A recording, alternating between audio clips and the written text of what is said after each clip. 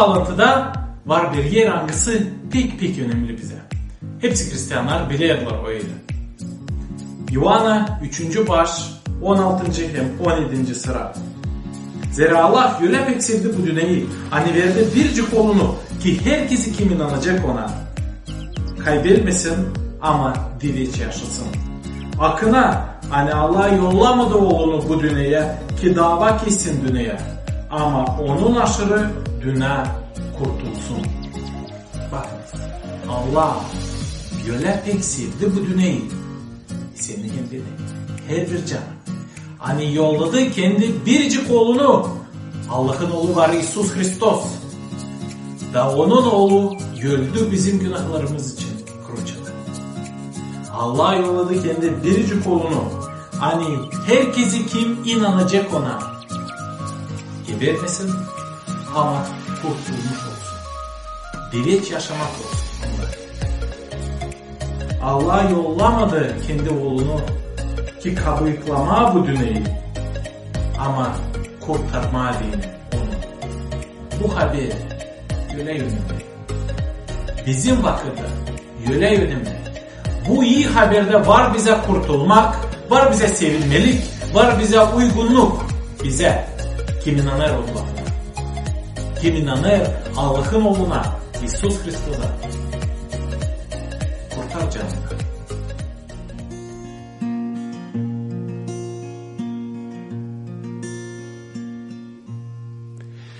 Göklerdeki babamız, kutsal olsun senin adın. Kralların senin gelsin, yerde gökte arzun olsun.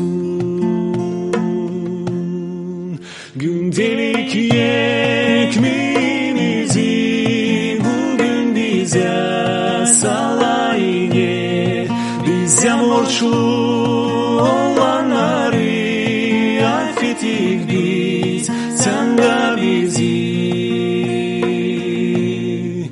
Aynen öyle affetine bizi koyma deniliye, kurtar bizi kötülükten, kurtar bizi kötülükten. Çünkü krallık ve kudret, yücelikler hep senindir. Sonsuzluktan sonsuza dek.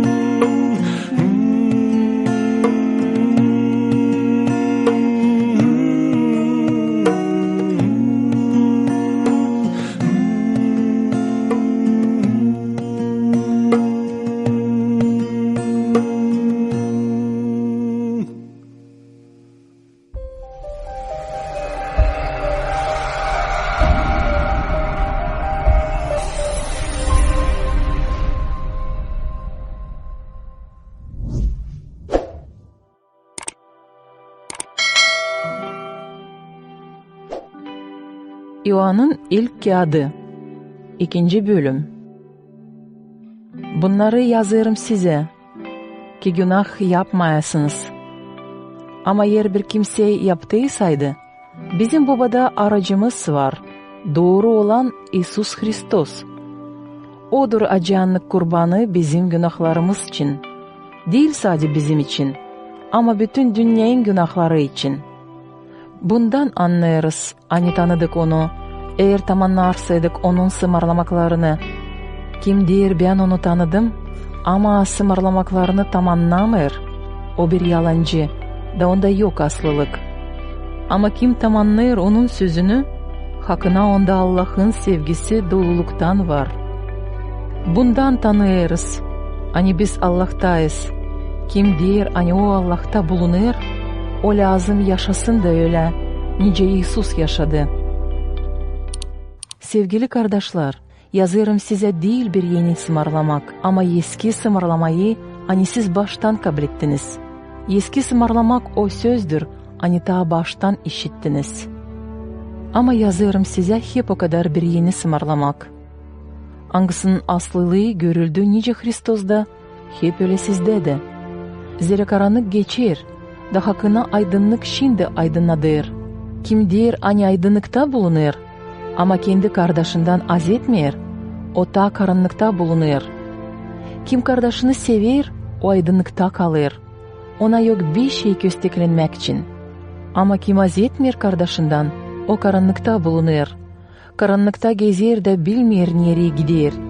Zira karanlık onun gözlerini kör eder. Yazarım size uşacıklarım, zira sizin günahlarınız affedildi onun adının hatırı için. Yazarım size babalar, zira siz tanıdınız onu kim ta baştandır. Yazarım size delikanlılar, zira siz kötü olanı ensediniz.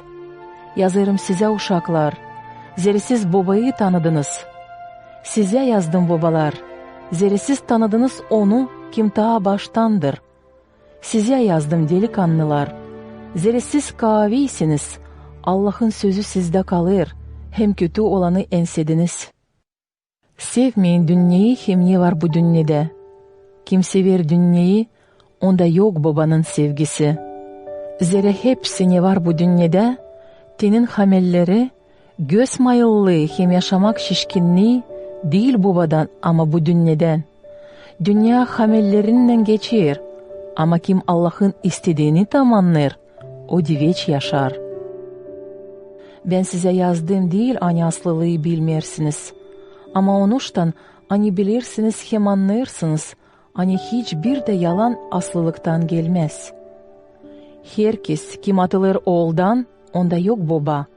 Ama kim açık kabul eder oğulu, onda var baba. Onuştan ne baştan işittiniz, o sizde kalsın. Eğer sizde kalarsaydı, ne baştan işittiniz, o zaman siz kalacağınız hem oğulda hem babada. Budur adamak, hani o bize adadı, diveç yaşamak. Bunları yazdım size onlar için, hani bakırlar sizi aldatma. Öyle ki uşacıklarım, yaşayın onda ki açan o görünecek, olsun kıyışmamız da utanmayalım onun önünde açan gelecek. Eğer siz bilirseydiniz hani o doğru, o zaman biliniz, hani hepsi kim yapar doğru, ondan doğmuş.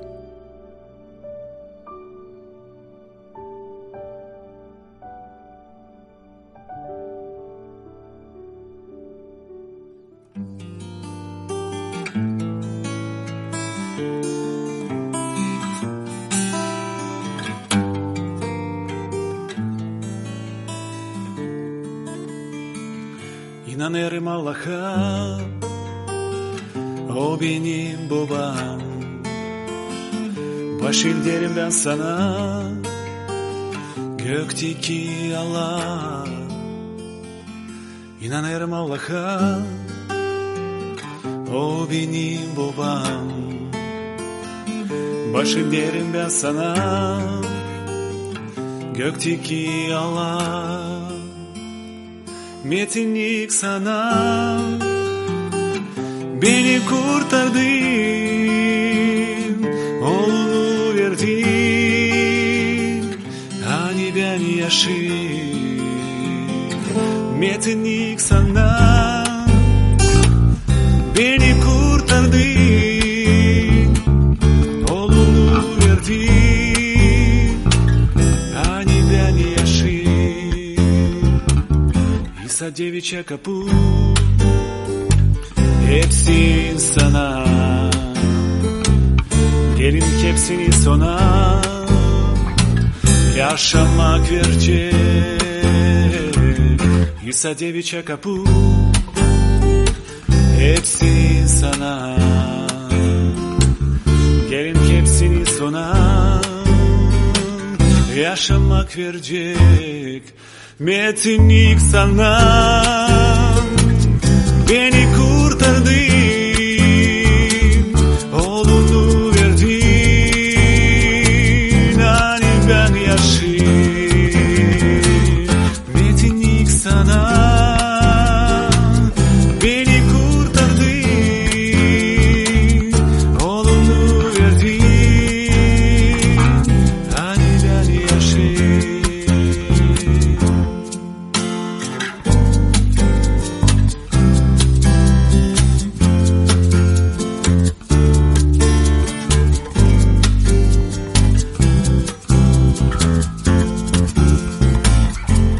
Hepsine. Ben 3 yıl işledim yönetici. Da bu 3 yılın içinde istedim anlama uşaklara hani yardım etmediğini onlara. İsterim söylemeye hani bu değil pek ilin ama pek lazımlı. Ko Allah iyi sözlesin hem versin çok çok kuvvet hepsi üreticilere değil. Var mı önce biz paydelim insanları isleyelere o saproslara. Yok nice. Zere hepsi insan Allah'ın önünde birdir. İsle. Prost öğrenerse de bir yakınca söylesin hani o ahmak ya da fikirsiz. Böyle bizim yaşamımızda da. Isaac Newton hangisi açtı çok fizik bağlantıları pek prost öğrenermiş okulda. O zaman adam açan onun klasından bir çocuk düğmüş pek. Napolyon Bonaparte da okulda öğrenemezmiş pek. Ama matematikada pek kaviymiş. Ludwig van Beethoven yaşamanın bitkisine adam yazarmış yanlışlıkla. Hem de matematikada bir şeycik anlamazmış. Ama o oldu hem büyük muzikantların arasında usta. İsus Hristos'da da varmış 12 öğrenici, sonra 70 öğrenici, hem başkaları da. Ama o onları öğredermiş, onlar hep o kadar yaparmış yanlışlık. Bitkiye zoru gördüğünden atıldılar, hem kaçtılar Hristos'dan. Ama sonra gördüğünden hani Hristos dirildi, hani o halis yaşar. Onlar istediler gitme onun ardına. Da geldiğinden gene zorluk onların yaşamasına. Onlar istediler vermeye canını da ama Hristos için. Bize de onlardan yetişti bu iyi haber. Hani İsus Hristos var halis kurtarıcı. Bütün yaşamımız bizim öğrenmek gibi. Neredeyse anlarız, neredeyse anlamayırız. Ama bir şeyde anlamazsak bu dünyada lazım anlayalım bir. Hani sadece İsus Hristos var, ayos hem pak öğretici hem ikinci. Hani sami İsus Hristos'un kağıdı Biblia'ya o var bizim öğretmek kağıdımız. Hangisinde lan biz okuyalım da gidelim bu dünyada o kitapla. Sadece böyle biz varınca olalım halis Hristos'un öğrencileri. İsus dedi yer tam anlarsaydınız benim sözlerimi ileri doğru da akına olacağınız benim öğrencilerim.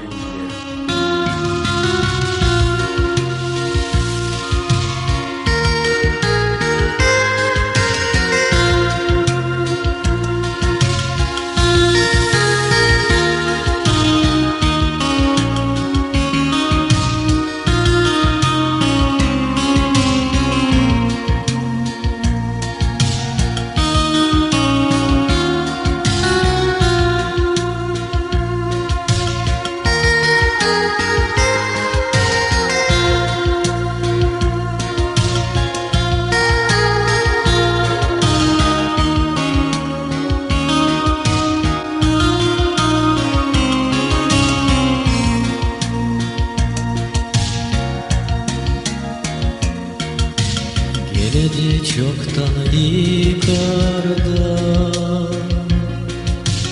Yalpak çoban İsus Bu dünyada geziyor Kayıp koyun ardına Getirsin bir sızıntıya Susuzluktan yermesine Kapılar açık çıksınlar Ayrılmışlar gitsinler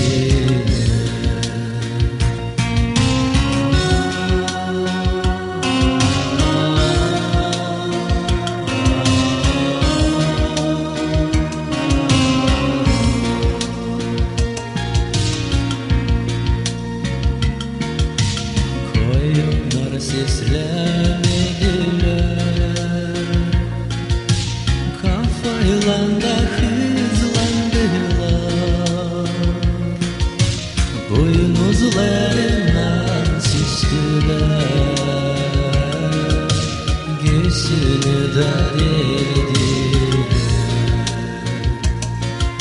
Aktı suhen çok gökte çeketti ağlama. Günde karanlık pek oldu, ayda kana dişildi.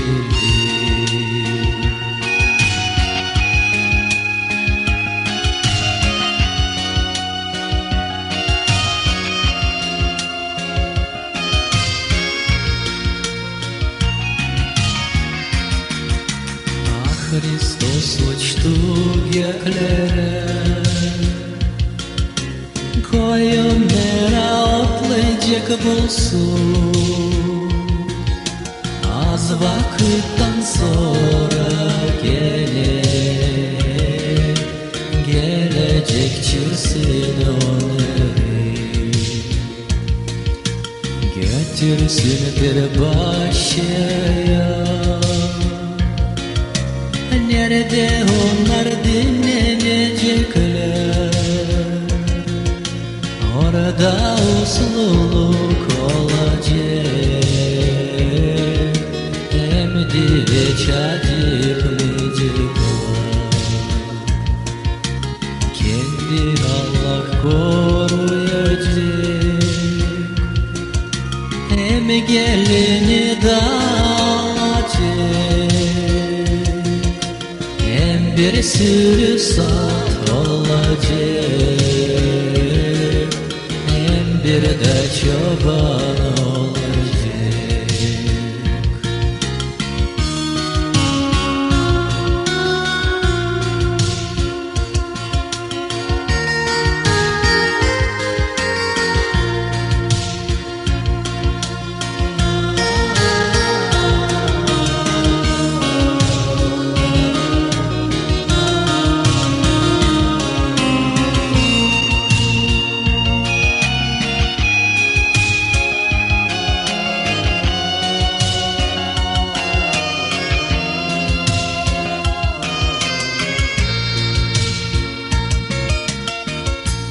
Bizim diveç evimiz değil yerde, bizim diveç evimiz gökler.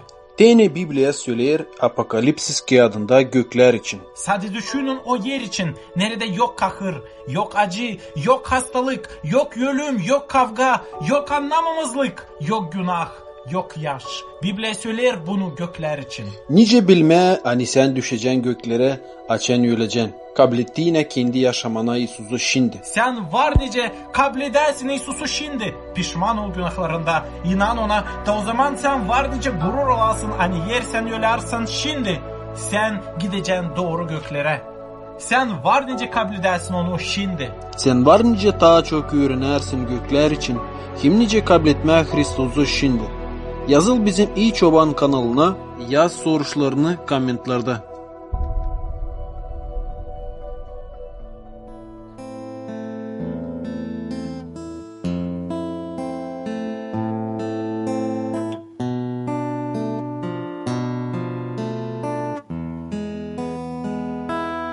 Yol Golgofa'ya var, nerede kan döküldü, ne çok zevkler çekti orada. O pahalı İsus, sen bizim için öldün, o titsiz etleri geçirdin.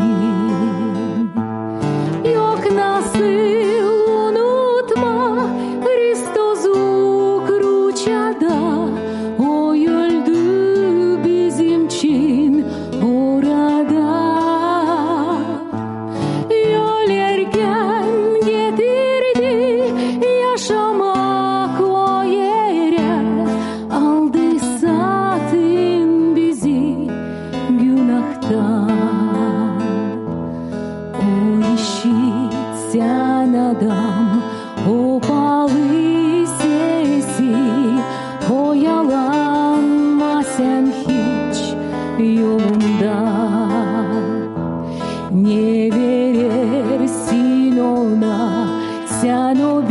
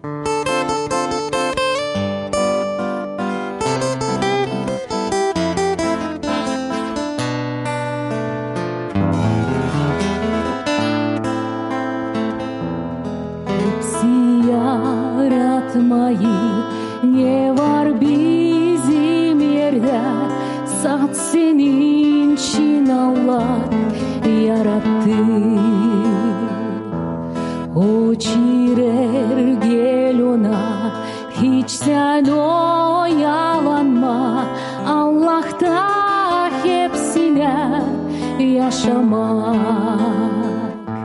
Yok nasıl unutma Kristos'u kruçada, o öldü bizim için orada. Ölerken getirdi yaşamak o yere, aldı satın bizi günahtan. Путь Голгофе далек, кровь стекала из ран, сколько мук и страданий во взоре. Иисус дорогой умирал на кресте, принял тяжкие муки и горе. Никогда не смогу я забыть этот крест, он стоит между небом и землею. Своей смертью Христос примирил нас с Творцом, искупил драгоценною кровью, искупил драгоценною кровью.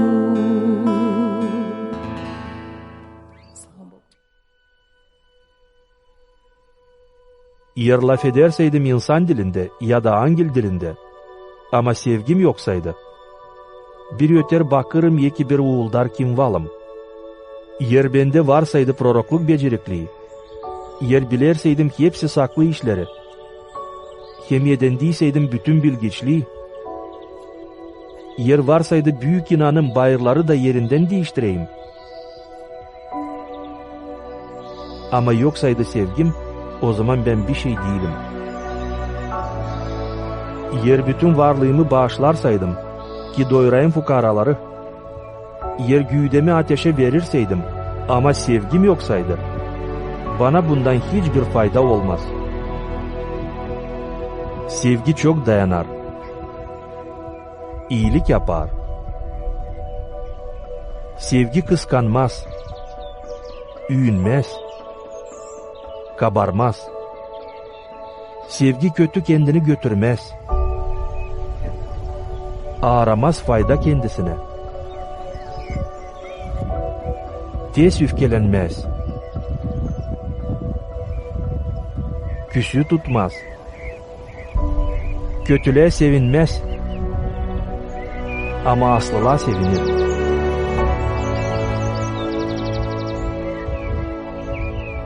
Sevgi hepsini örter. Hepsini inanır. Hepsine umut eder. Hepsine dayanır. Sevgi hiç durgunmaz.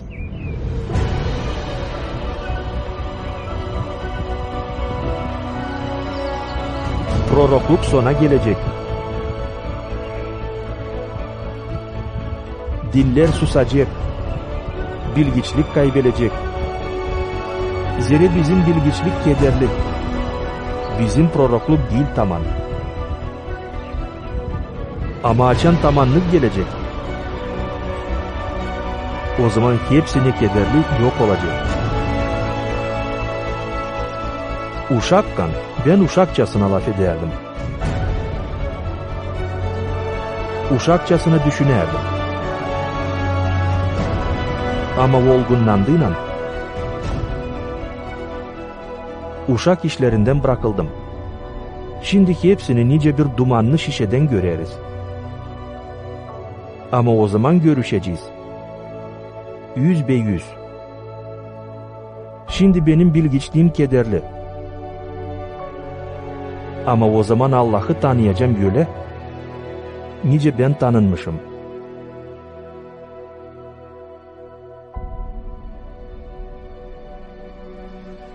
Şimdi kalır bunlar üçü. İnan, umut, hem sevgi. Ama sevgi onlardan daha büyük. Büyük sevinmelikle kabul ediniz kardeşlerim açan düşersiniz türlü zorluklara. Yazılı Yakov 1. bölümde. Nice sevinmeye zorluklar içinde.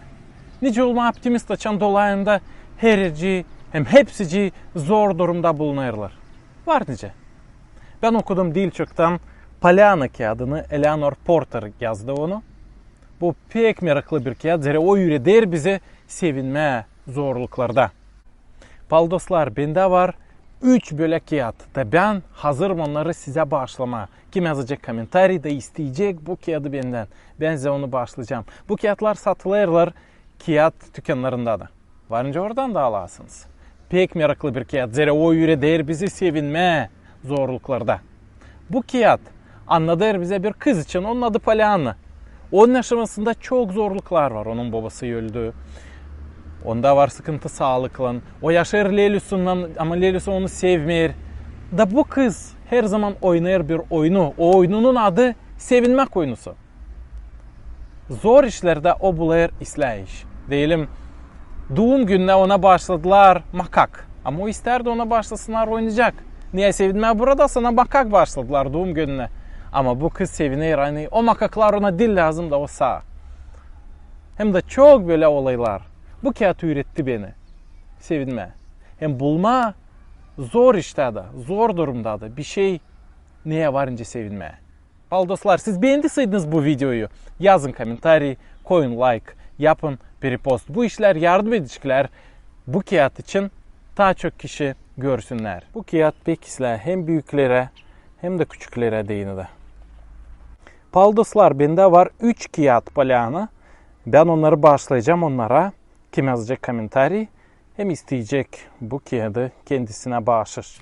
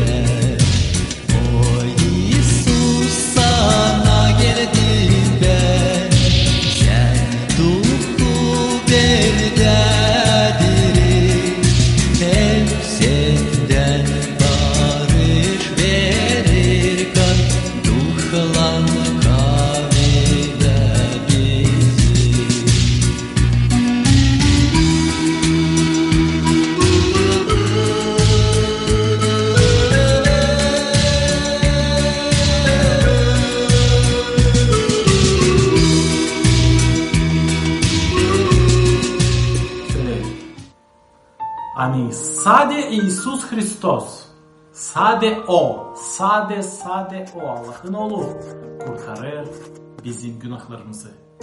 Da verir bize diveç padişahlık göklerde. Başka biricik. Şimdi sadece bu fikir çok zorluk varınca yapsın. Adama kim ister olmak Hristiyan? Zere lazım kararlama. Kimin ardına ben gideceğim? Sade Hristos mu kurtaracağım Allah? Sade onun lafı mı doğru? O başka kıyatlarda, başka insanlarda, başka filosofiyalarda, başka inanlar onlar da mı doğru? Bu laf için sade Hristiyanlar binlerce yıl çok güzel geçirerdiler. Eski Roma vakitlerinde vardı binden Allah onlarda. Onlar inanardılar onlara. Ama sadece Hristos'a istemediler inanma. Diri hem halis Allah'a. İmparatora, padişaha onlar dua ederdiler nice Allah'a. Ama Hristiyanlar ona dua etmerdiler. Zira var bir diri Allah'a sadece. İsus Hristos. Bu iş için Hristiyanlar çok zorluk geçirdiler. Bu iş için onlara derdiler radikal. Zira onlar inanardılar ki same İsus Hristos var kurtarıcı. Bu şaşılacak bir iş. O bizi öyle sevdi. Hani geldi aramıza Allah olduğu adam gibi. Hristos olarak gezdi bizim aramızda. Eski İsrail vaktinde. O öldü kruçada bizim günahlarımız için. Aldı bizim günahlarımızı, bizim prost işlerimizi, hem fikirlerimizi kendi sırtına da öldü bizim için kruçada. Da dirildi 3. günü. Bu Hristiyanlığın hem baş fikri.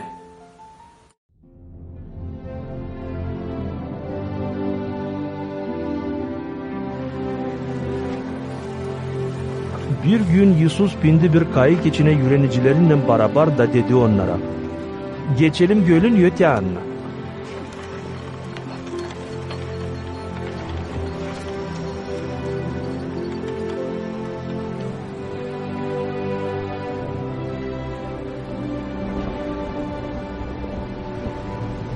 Kayıkla yüzerken Yusuf uyudu. Göl üstünde öyle bir keskin rüzgar esmeye başladı. Hani doldururdu kayığı suyla.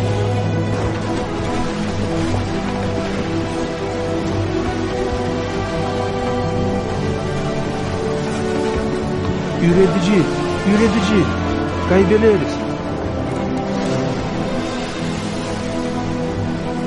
Yusuf uyandı.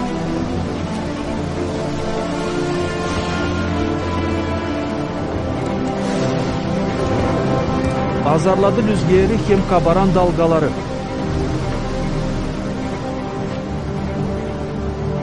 Onlar uslandılar. Da bir sus oldu.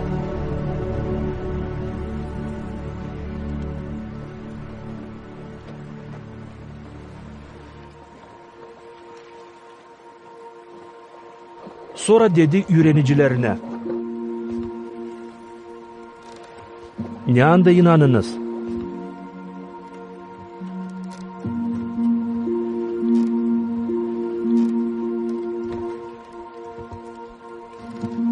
Dolu korkuyla şaşarak onlar birbirine değerdiler. Kimdir bu? Kim sımarlar artık rüzgâra hem dalgalara da onlar onu seslerler.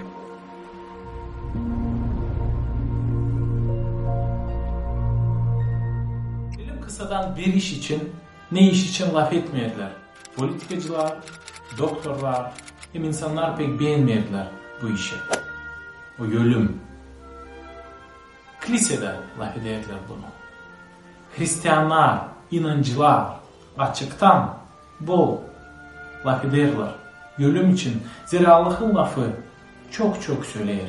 Ölüm için, dileç yaşamak için, gökler için hem cendim için. Bakınız ne yazar 2. Korintlilere 5. baş 1. hem 2. sıra Apostol Pavl'ın lafları. Biliriz, hani açan bu yerdeki evimiz, bu çadır yıkılacak. Allah'tan bir diveç binamız var. Gökte bir ev, Yapılı değil adam yelinden. Şimdi biz ofluyoruz. Çok isteyerek giyinelim gökteki evimize. Bizim bu güdemiz nice bir boru değil, nice bir çadır. Hangisi tezde yıkılacak. Yıkılacak, yok olacak. Belki hastalıktan, belki ihtiyarlıktan, belki bir katastrofadan, ama yıkılacak. Ne olacak sonra?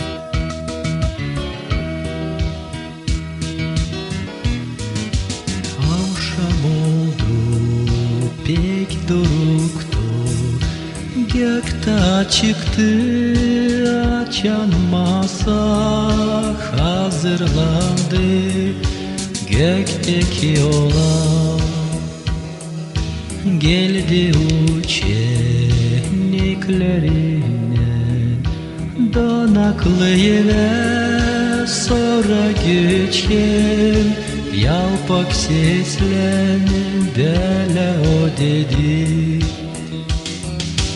Kardeşler sadım yaklaştı, ayrılma sizden, siz gücenmeyin, hem hiç korkmayın, tez ben geleceğim.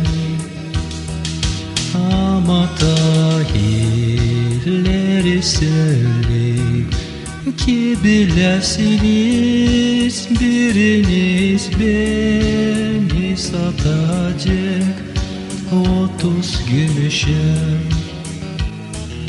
O zaman birden baktılar, hepsi Sabiye sırada, hepsi sordular, kim o satıcı?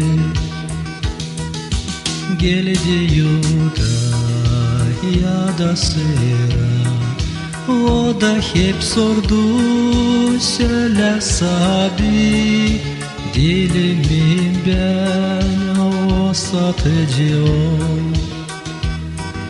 Sensin Yuda dedi Sabi, git sen ta çabuk tesat geldi.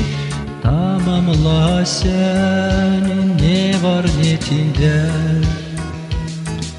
O zaman Yuda doğruldu, o büyük sobora nerede pek susuz beklerdiler Sabi'yi öldürme. Yuda sordu papazlara, ne dereciniz Yesus'u ben kâr bu akşam size vereceğim. Onlar hepsi sevindiler, hem de dediler nasana 30 beyazlık salt Yesus'u ver. Yuda kabul etti onları, hem nişan verdiler, kimi öpeceğim onu tutunuz. Yollandılar o başaya, Gevsemani'ye, nerede İsus çok yaşlarla dua ederdi. Yuda yaklaştı Isus'a, sarıldı öptü. Yuda bir öpmekle satarsın Isus'u.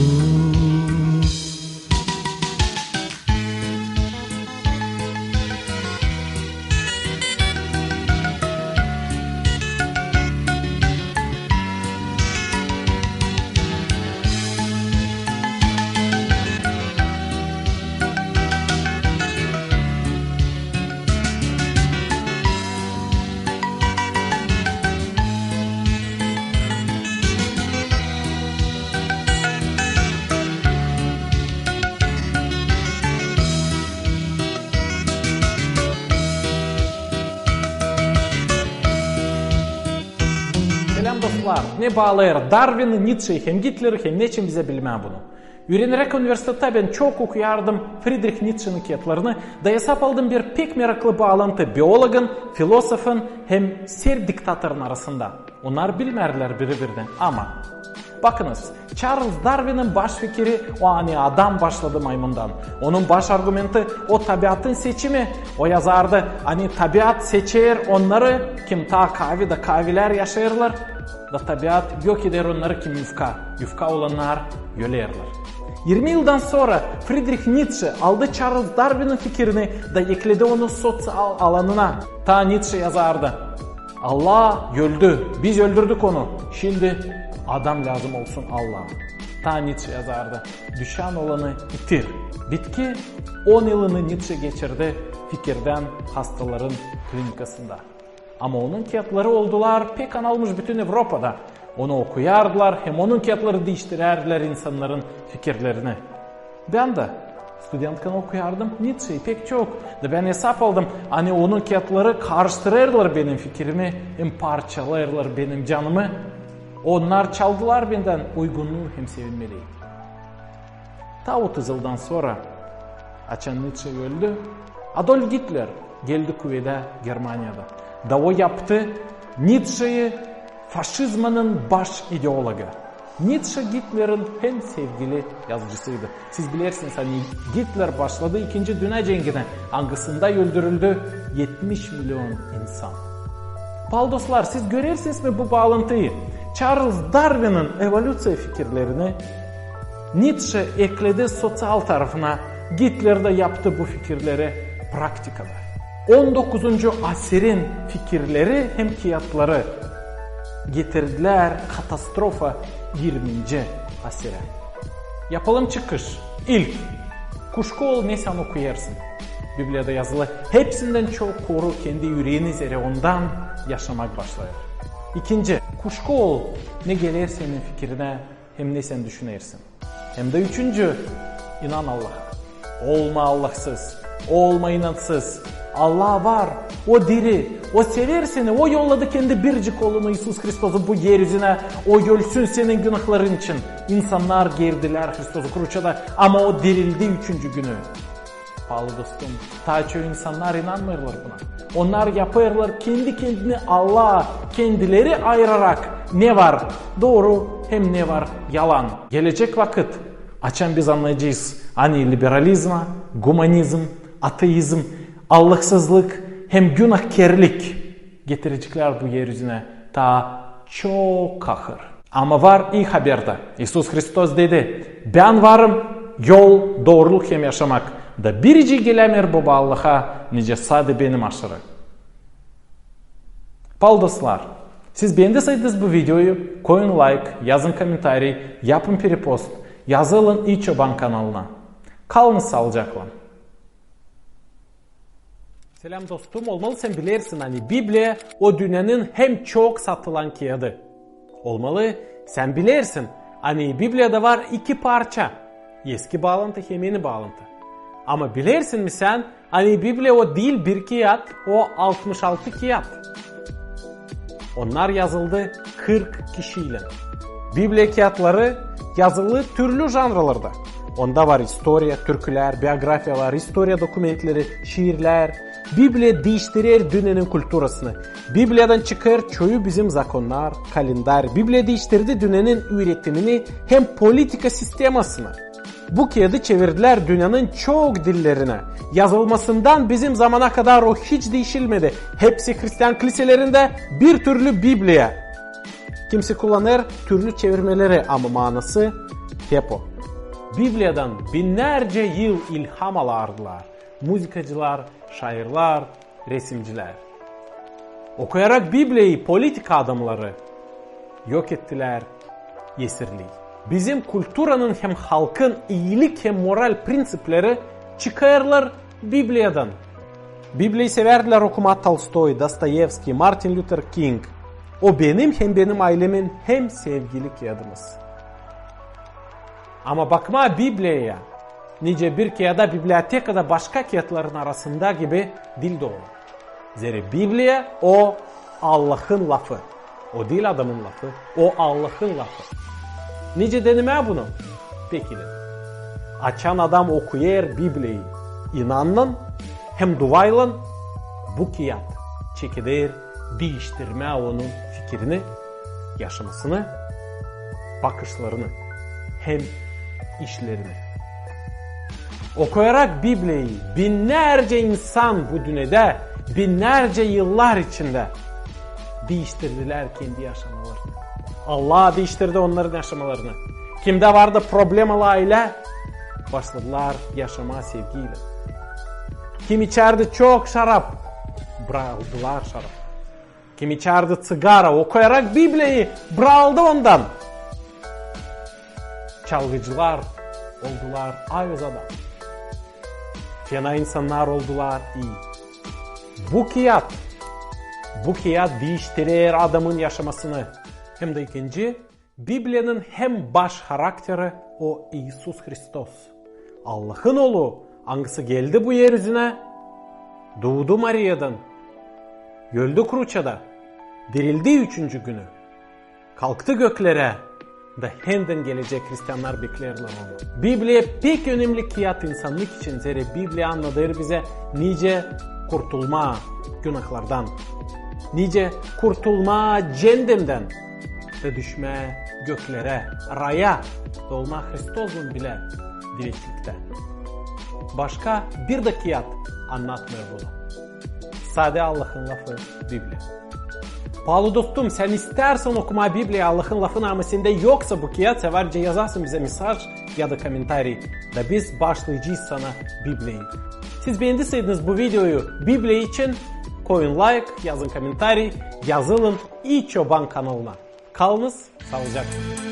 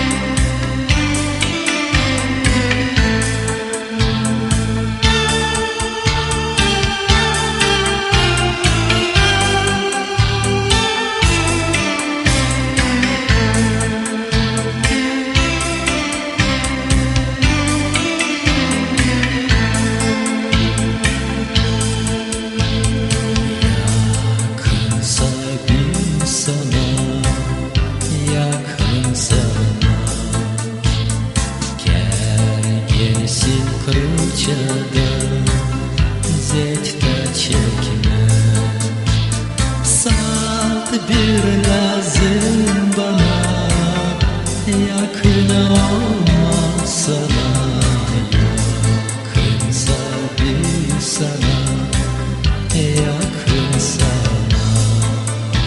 Salt bir lazım bana, yakın olmasana, yakınsa bir sana, yakın sana.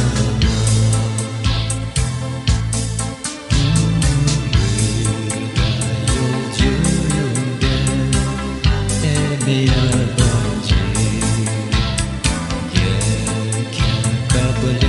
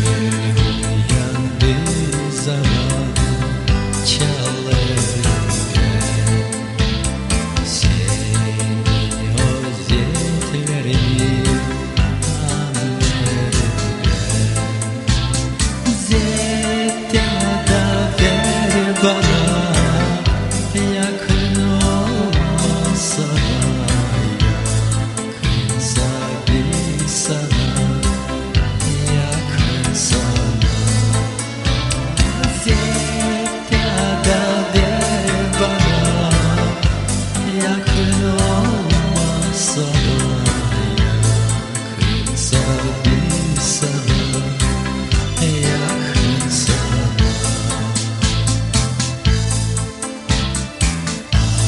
Açan bu zor zeki geçecek. Açan ratla beni götürecek. Verseydin belki bana, yakın olmasa, yakınsa bir sana, yakın sana. Verseydin belki bana, yakın olmasa, yakınsa bir sana, yaklaş bana.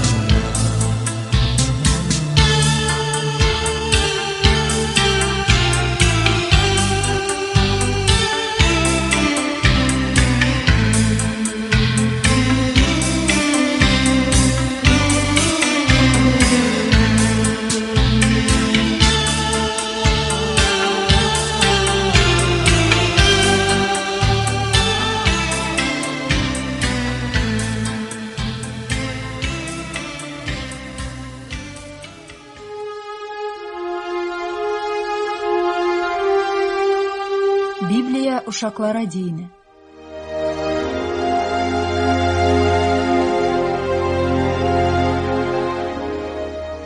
Yeni bağlantı. Захария hem Angel Allah'ın binasında.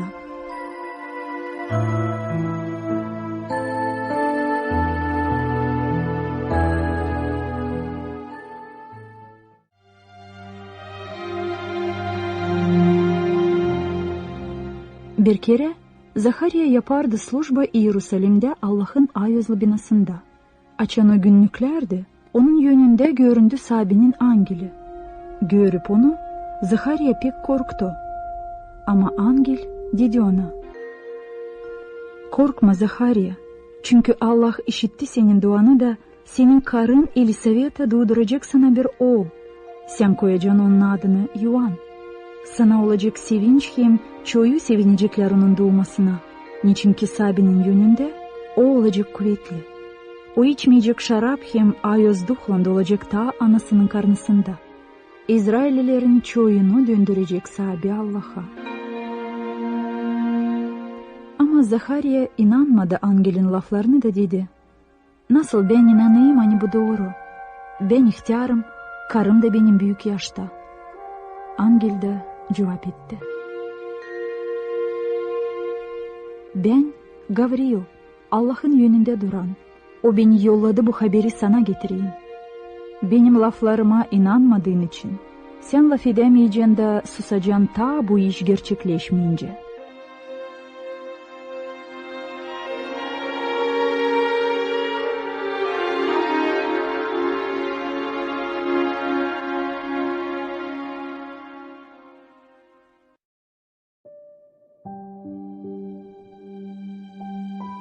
Evvelden Allah çok sıra hem çok türlü söyledi prorokların ağzından bizim dedelere.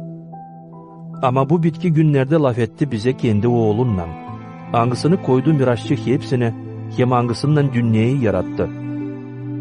Oğul Allah'ın metinliğin aydınlığı, hem onun varlığın görümü da hepsini tutar kendi kudretli sözünden. O paklayıp bizim günahları oturdu yükseklerde, büyük olanın sağ tarafında. O oldu o kadar daha üstün angillerden, ne kadar onlardan daha kamil at kendine yedendi.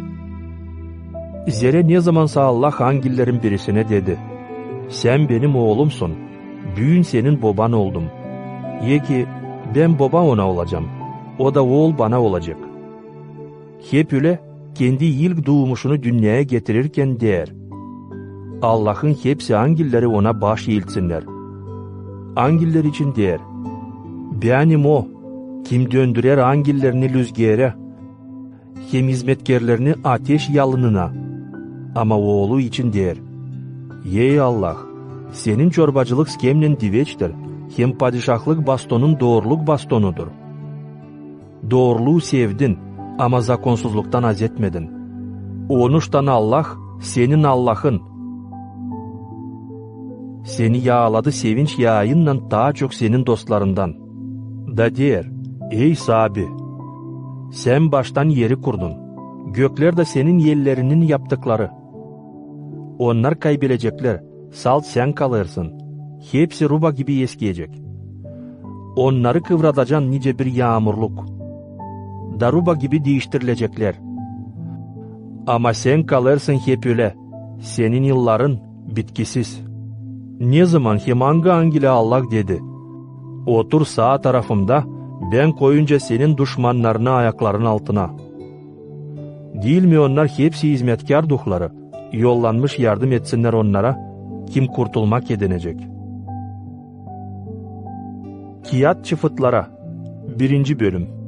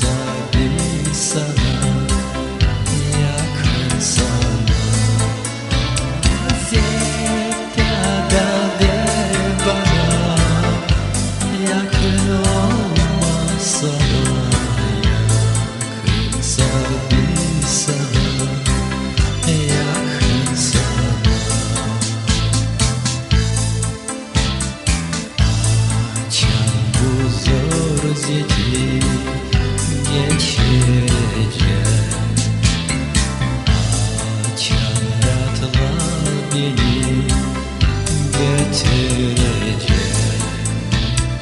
Der sevilmek bana yakın olmasa, yakınsa bir sana, yakın sana. Der sevilmek bana yakın olmasa, yakınsa bir sana, yaklaş bana.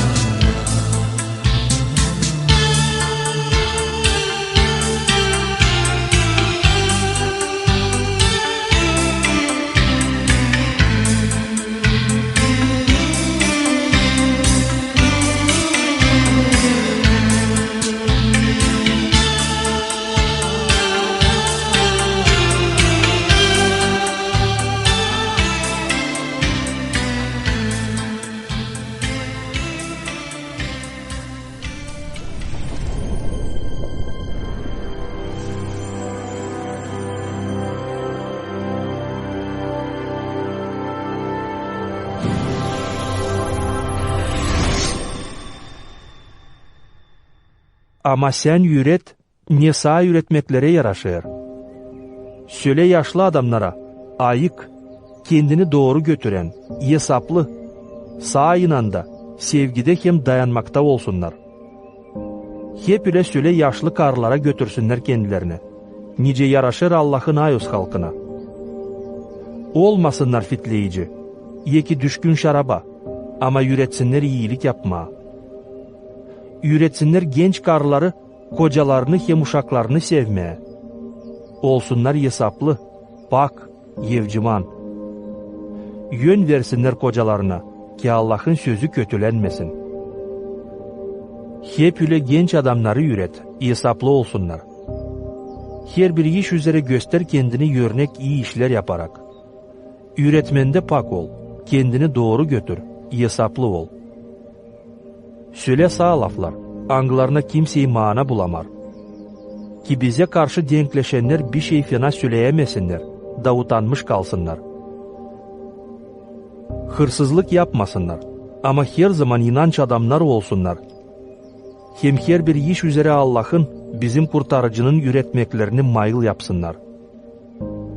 Zere gösterildi Allah'ın iyi vergisi. Ani getirer kurtulmak hepsi insana. Üreder bizi Allahsızlıktan hem dünya hamellerinden bırakılalım. Da hesaplı, doğru hem Allahçı yaşayalım bu şimdiki vakitte. Şimdi bekleriz bizim mutluluk umudu. Bizim büyük Allah hem kurtarıcı Iisus Hristos şanlıkta peydalansın. O verdi kendini bizim için kurban olsun. Ki kurtarsın bizi her türlü zakonsuzluktan. Da paklayıp bir ayrı insan kendine yapsın. Çalışkan iyi işler yapma. Bunları anlat.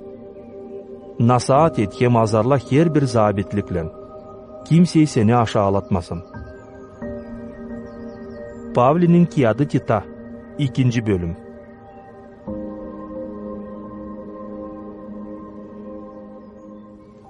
Her bir insan bu yaşamada ister bir şey kaliteli bulma. Biz isteriz orijinal iPhone alma ama o olmasın Kitay'dan. Ucuz kofenin yerine biz isteriz halis orijinal kofe. Kimse istemiyor panirden ucuz rubaları taşıma. Ama pahalı brand rubalarını nice Zara, Tommy Hilfiger hepsici havezle taşıyıcıydı. Hep öyle biz isteriz hani bizde olsun hem ağızdan bir ama halis dost. Yapılan hem şalver dostlarının yerine herkesi ister yaşamasında halis sevdayı bulma. Kiminin o uzun hem kısmetli yaşayacak. Ama nice var nice orijinal yanlıştan ayırma da yanılmama. Bulunarak Moldova'da Gagauzya'nın baş kasabasında bir vakit ben bankta çalıştım. Orada beni ürettiler. Nice halis parayı yanlış paradan ayırma, hani hiç kimseyi aldatmasın. İnteres hem önemli bir iş. Hani orijinal para var sal bir, yanlış para çok türlü. Ama bana lazım olmadı hepsi yanlış paraları öğrenme. Bana lazımdı pek iyi öğrenme orijinal parasını. O zaman ta alacağın ilme yanlış parayı ben tez anlayardım. Hani burada yalan. Pahalı dost. Paradan, iPhone'dan hem rubadan çok daha pahalıdır düşünme. Nerede sen diviçli geçireceksin? Hem nerede olacak senin canın ölümden sonra? Bu hem pahalı hem önemli soru senin yaşamında. Bu yerde vardı çok religiye öğreticileri. Muhammed, Buda, Konfüçyüs ama sadece Hristos kendi ölümünden sonra dirildi. Oku hem izle Biblia kitabını. Zira o var Allah'ın lafı. Sadece Biblia bize de nice kompas hangisi Allah'a doğru getirir. İzle Biblia'yı. Ara Hristos'u. Kurtar canını.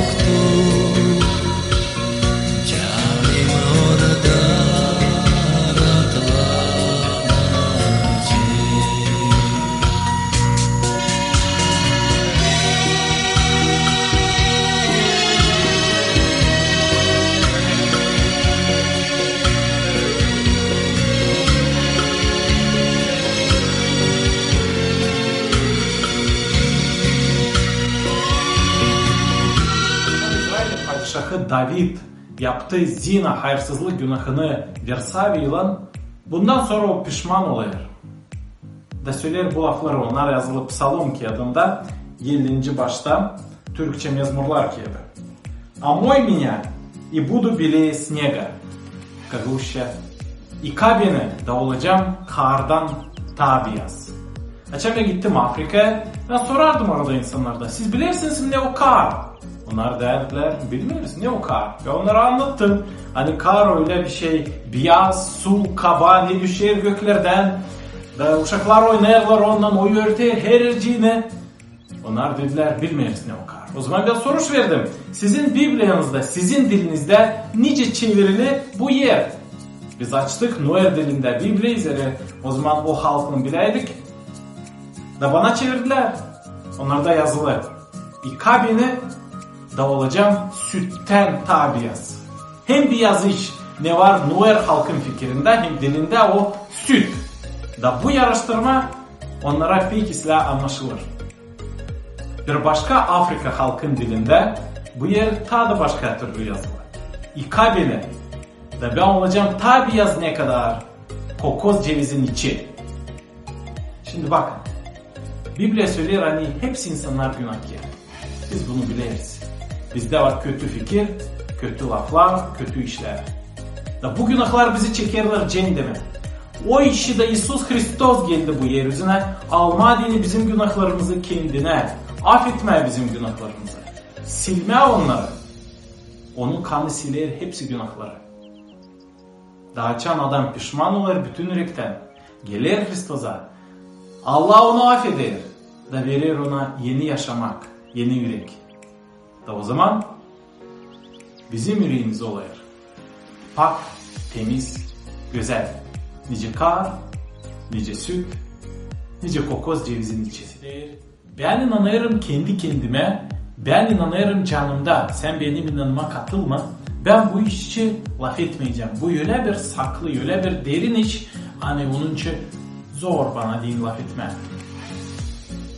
Açık söyleyelim kendi kendimize. Böyle laf ederek ikiden biri bana gelir var. İlk, ya adam hiç inanmıyor ya da bilmiyor neye inanıyor. Ya da ikinci, o utanır kendi inanından. Bilmerseydi adam niye inanır? Öğrensin.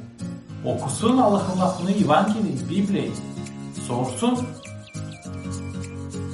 Ama ikincisiydi. Utanarsaydı Hristos'un adından hem Allah'ın lafından. Bu büyük bir problem. Bakınız ne yazıyor Biblia bu iş için. Luka 9, 25-26. Ne fayda olacak bir adama kazansın bütün dünyayı ama kendi kendini kaybetsin. Kim utanacak benden hem benim sözlerimden, ondan utanacak adam oğlu da Hristos demek. Açan gelecek kendinin, babasının hem ayos angillerin metinliğinde. Eğer adam utanarsaydı Hristos'tan, onun lafından, onun adından, o zaman Hristos da sana gelecek. Utanacak ondan. Niye önemli? İnanmayalım sadece içimizde, sadece canımızda, sadece kendi kendimize. Ama inanalım halizden. Açık. Bilelim neye biz inanıyoruz. Söyleyelim kendi inanımız için. Laf edelim onun için. Sevelim Hristos'u. Kurtarıcıyı. İsus demedi biz saklayalım kendi inanımızı. İnanalım kendi kendimize. Ama Hristos dedi 12 apostola kim her zaman onun yanındaydı. Açan Hristos artık kalkardı göklere. O dedi onlara.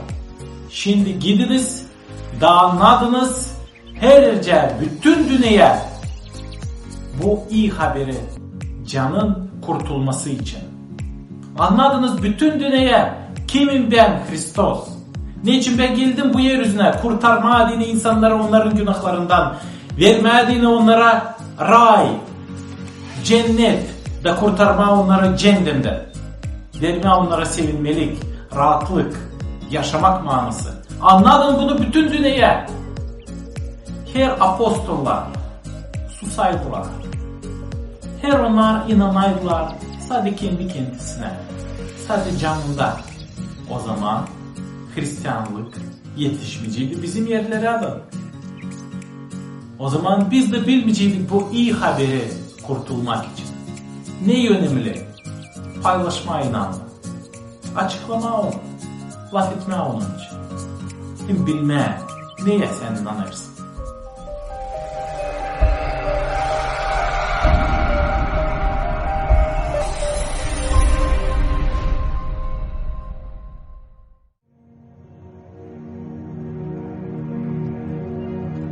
Pavli'nin kiadı Romalılara 5. bölüm. Şimdi inanla doğru sayılmış biz Allah'la usluluk edendik. Bunu yaptı sahibimiz İsus Hristos. Hani bize yol açtı. Yedenelim bu iyi vergiyi. Hangısından yaşarız hem güleneriz umutla. Pay alalım Allah'ın metinliğinde. Hristos uygun vakitte Allahsızlar için öldü. Zor bulunur ki birisi ölsün bir doğru adam için. Belki de bir iyi adam için bir kimseyi kıyışar ölmeye. Ama Allah bununla bize kendi sevgiliğini gösterdi. Hani biz günahkarken Hristos bizim için öldü. Ne kadar daha çok şimdi, ne zaman onun kanından doğru sayıldık. Allah'ın öfkesinden onun yardımıyla kurtulacağız. Zere biz hani Allah'ın düşmanlarıydık. Onunla barıştık. Çünkü onun oğlu öldü bizim için. Nice bir adamla günah bu dünyaya girdi. Günahla da ölüm girdi. Bu türlü ölüm hepsi insana geçti. Zere hepsi günaha düştü. Ayuz zakondan önce de günah vardı dünyada. Ama günah hesaba koyulmur açan yok zakon. Hep o kadar günah zapladı hepsi insana adamdan Moise'ye kadar. Zapladı onları, angıları günaha girmediler adam gibi. Angısı örnek oldu gelecek vakitler için. Ama Allah'ın bağışışı değil nice adamın günahı. Zere nice bir adamın günahı beterine çoğu öldü. O kadar daha çok Allah'ın iyi vergisi hem bağışışı bir adamın, İsus Hristos'un iyi vergisinden taşkınlıktan çoğuna verilir. Bu bağışış benzemez ona, ne oldu bir adamın günahından sonra. Zere bir adam günah yaptıktan sonra kabahatli bulundu. Ama bağışış hani çok günahlardan sonra verilir. İnsanı doğru sayır. Nice bir adamın günahından ölüm padişah gibi zaplı kaldı bir adam beterine. O kadar daha çok onlar kim alır Allah'ın bol iyi vergisini hem doğruluk bağışışını. Bir adamla İsus Hristos'la yaşamak bulacaklar hem padişahlık edecekler. Nice bir adamın günahından hepsi kabahatli sayıldı. Hep öyle bir adamın doğru yaptığından hepsi doğruluk hem yaşamak bulur. Zere nice bir adamın seslemezliğinden çoğu kabahatli sayıldı. Hep öyle bir adamın seslemesinden çoğu doğru sayılacak. Ayuz zakon sonra verildi ki kabahatlar zeydilensin. Ama nerede günah çoklaştı, orada Allah'ın iyi vergisi daha çok zeydilendi. Ki nice günah ölümden zaplı kaldı. Hep öyle Allah'ın iyi vergisi de insanı doğru saymasından zaplı kalsın hem diveç yaşama getirsin. Sahibimiz İsus Hristos'un aracılığıyla.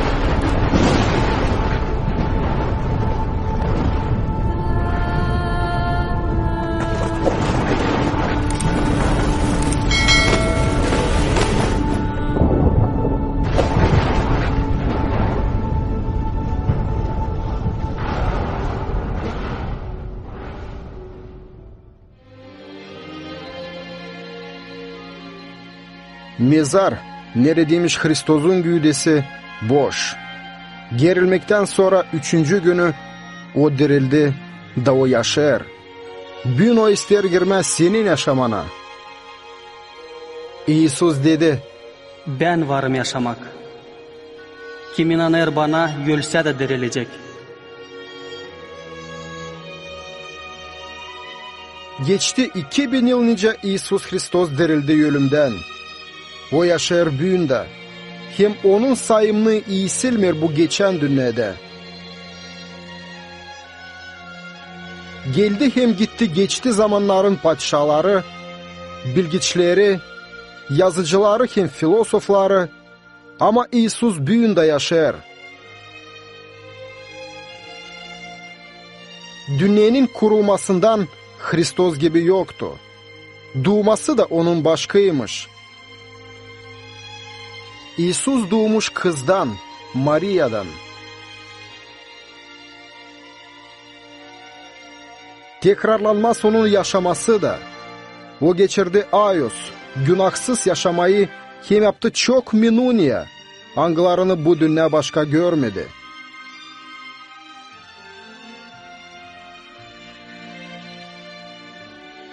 O getirir insana iyi haberi. Da uzaldır sevgisini, kim verir affetmek hepsine, kim kableder inanla Hristos'u. Nice sahibi, hem kurtarıcı.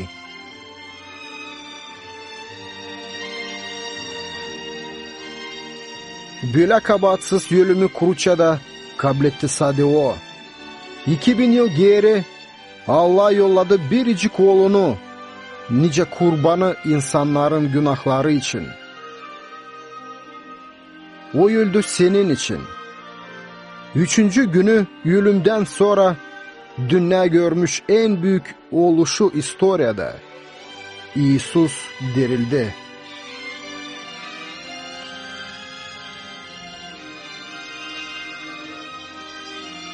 İsus'un doğması, onun yaşaması, ölümü, hem dirilmesi gösterir hani İsus akına varmış Allah'ın oğlu.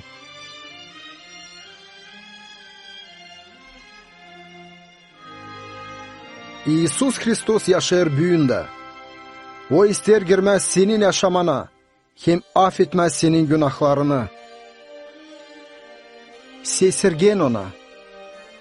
Gelin bana hepsiniz kim zorluk çeker. Da ben vereceğim size uygunluk. Ben varım yol, doğruluk hem yaşamak. Kimseyi geçmer babaya benden yana. Biblia söyler, hani hepsi var günahkar, hem ayrılı Allah'tan.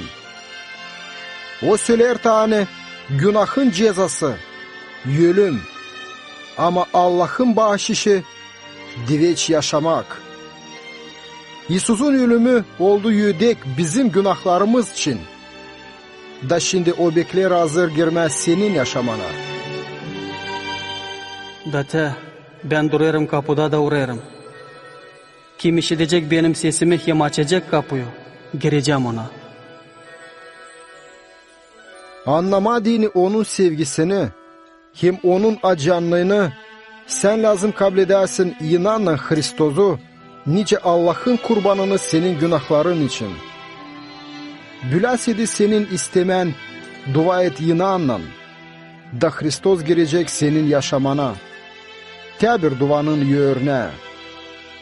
Sabi İsus, sen lazımsın bana. Yalvarırım, affet benim günahlarımı. Kurtar benim canımı. Al benim yaşamamı kendi ellerine. Değiştir beni yüle. Nice sen istersin ben olayım. Amin. Her bu dua yararsıydı sana. Dua et. Ben yeniden okuyacağım onu yavaş. Sen de tekrarla ardıma. Sabi İsus, sen lazımsın bana. Yalvarırım, affet benim günahlarımı. Kurtar benim canımı. Al benim yaşamamı kendi yerlerine. Değiştir beni yüle. Nice sen istersin ben olayım. Amin.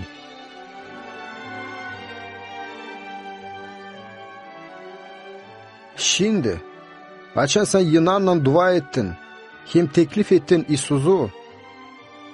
Varınca şüphesiz bilesin hani o senin yaşamanda. Yunan, hani senin günahların affedildi. Da şimdiden sonra sen varsın Allah'ın uşağı. Laf et ona her gün duada. Öğren onun istediğini, senin yaşamana dini okuyarak Bibli'yi. Konuş onlarla kim sever Hristos'u, kim gider onun ardına. Kim her kere tut aklında onun doğru, kim kamil adamasını. Daça ben olacağım sizinle her günü, dünya bitkisineden. Amin.